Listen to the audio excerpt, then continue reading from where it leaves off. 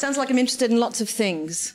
I am a sociologist at Goldsmiths, but I often talk about my work in terms of making things to make sense of things. And a lot of my work is informed by an interest in the making of sociological arguments in multidimensional form. So I've often done websites and exhibitions, I use photography, and most recently I've been thinking about interactive objects in the form of costume. And this is very briefly a run-through of a project I've been working on that brings together a lot of that. It's called Bikes and Bloomers, and it is about mobile bodies, gender politics, and the changing nature of public space and citizenship in late 19th century Britain. And the 1890s was a really radical time of technological and social change, and especially in relation to the popularity of the bicycle. And I've been focusing particularly on cycle wear, clothing that people were wearing to start to cycle. So from an STS perspective, I think about clothing as a critical means through which different bodies are made to fit, both physically and also ideologically, with new ideas about moving in and through public space. So in this way, I think about clothing as a technology or a device or a tool in order to think about kind of these larger ideas about mobilities and gender and the way in which they're organised and performed. So, a very brief history. Which one? Lovely, great, thank you. So I've been looking at the challenges that women faced in taking up cycling in the 1890s, and they were restricted both by society's views of femininity and also by their clothing. Cycling in long skirts and heavy petticoats and tightly laced corsets were pretty uncomfortable and also quite dangerous. You know, they could catch in the pedal, they could blow into wheels, and there were all sorts of incidents about disfigurement and also death by these cycling women. But wearing more suitable clothes, like rational dress, such as bloomers and no skirt at all, for instance, could also result in social abuse and violence. Some portion of society actually responded, were quite threatened by the nature of this newly mobile woman and what she represented. So in some cases, women dressed like this weren't even recognised like women at all, called kind of middle sex. So they suffered kind of verbal and physical abuse, they had stones and sticks thrown at them, so cycling could be quite a harrowing experience.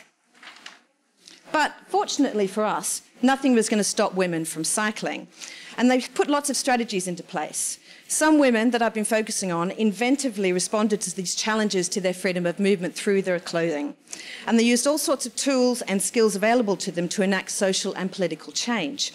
And this is a fantastic Rosika Parker quote that she's talking about embroidery and femininity, but I think it really applies to sewing as well.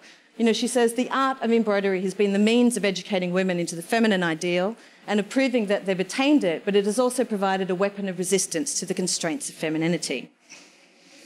And it turns out that these women not only imagined and designed and made radical new forms of cycle wear, but they also patented their ideas, which is fantastic for a researcher. And I've been focusing on these design patents, and patents are fantastic design objects because the inventor describes in detail the problems that they're attempting to solve, and in doing so gives us an amazing kind of glimpse into the socio-cultural context of the time. They're also a material record of invention, and they're particularly important for women's history of invention because they give voice to a group of people who have often been silenced or overlooked in the past. So these inventors designed all sorts of new clothing to enable women to embrace all sorts of new active lives. But I'm interested in a particular subset of these inventions called convertible cycle wear. These are really nifty women, because convertible cycle wear is exactly what you think. It's streetwear that wouldn't look out of place away from a bicycle, but then would transform into cycle wear and then back again should the woman need to kind of get a quick getaway. And they use all sorts of things such as clever kind of hidden pulley systems, built-in button and loop kind of infrastructures, and other deliberately kind of concealed interactive devices of transformation. So clearly, I really wanted to see these things in action. I wanted to see how they enabled, how they inhibited movement, how they were made, how they worked, how they broke, how they were fixed. And went into lots of UK museums and galleries that hold a huge plethora of Victorian sporting dress, from yachting, horse riding, gymnastics, swimming, golfing, you name it.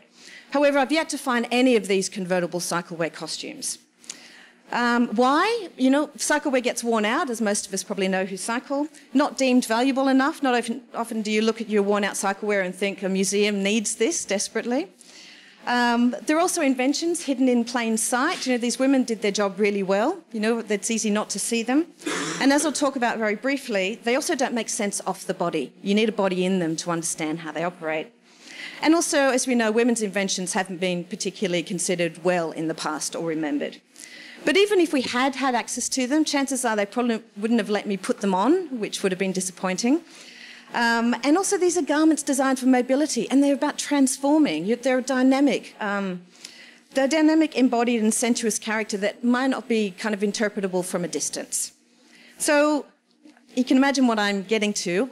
Making costumes from patterns therefore presented an opportunity to conceptualise, to question, and to expand ways of investigating the mobile clothed body through the mobile clothed body. And also it was a tactic as a way of resisting the flattening of mobile dynamic forms in the process of studying them, trying not to pin them down to understand them. So in essence, this is a story about what happens when sociology, sewing and cycling collide. And more broadly, the question I've been asking throughout this project is not only what does this study bring to an understanding of these sociological big themes, but what does making and wearing your research bring to your practice? So we started to make stuff. And I've been working with a research assistant, a pattern cutter, a weaver, an artist and a filmmaker, drawing from these patterns, these instructions from these women 120 years ago. Working between patterns, archival research and different people's processes, and we made a hell of a mess and crawled all over floors for a long time. And we kept field notes and documented the process because we were conducting an ethnography of making. We're interested in the material encounters, the mistakes and the tangents that happened along the way.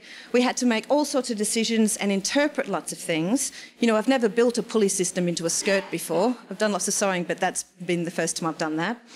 And also just interpreting some of that Victorian language where they talk about it shall festoon over the hips. It's like, well, I don't quite know what a festoon looks like, but we'll give it a go. And we also had to struggle with space. You know, this was done in a sociology office, not in a studio.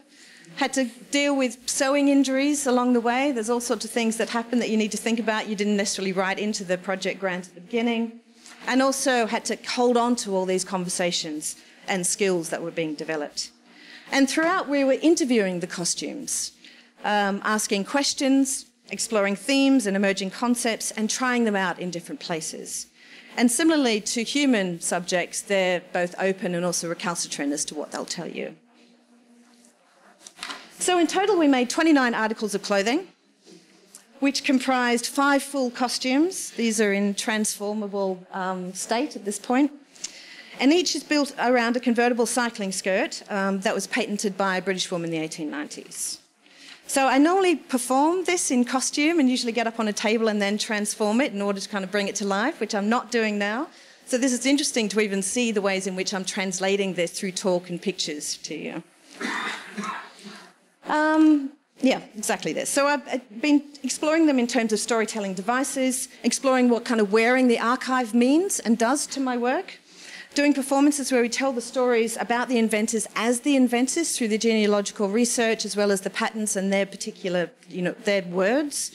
We've been running sewing workshops, organised bike rides and talk and try-on sessions where we invite people literally into the work, into the costumes themselves. And every time I learn something new. And just finally, the latest iteration of this is that I'm writing a book about this for Goldsmiths Press, which tells the story about these convertible cycle wear through these women's biographies, preparing a series of downloadable PDF patterns in order to kind of distribute the research and these women's amazing kind of inventive histories in different ways. And I'm also working with the head of theatre and performance at Goldsmiths on a touring theatre piece. So what I hope I can highlight in all of this, and I think is coming through other talks as well, some of the issues being space, you know, where to kind of make this kind of mess and this kind of work. Identity, we seem to be, a lot of us, talking about what we're not in what we are doing, and I certainly do often start this with, I'm not a designer, I'm not an artist, I'm not doing any kind of fashion work, but I'm a sociologist that makes things to make sense of things. But that can be quite challenging to people. How and in what ways does this count or matter? Depends on your kind of disciplinary boundaries and frameworks for recognition of this kind of work. And of course, ideas around translation and outcomes. You know, what can research look like? You know, is this research and in what context? Thank you very much.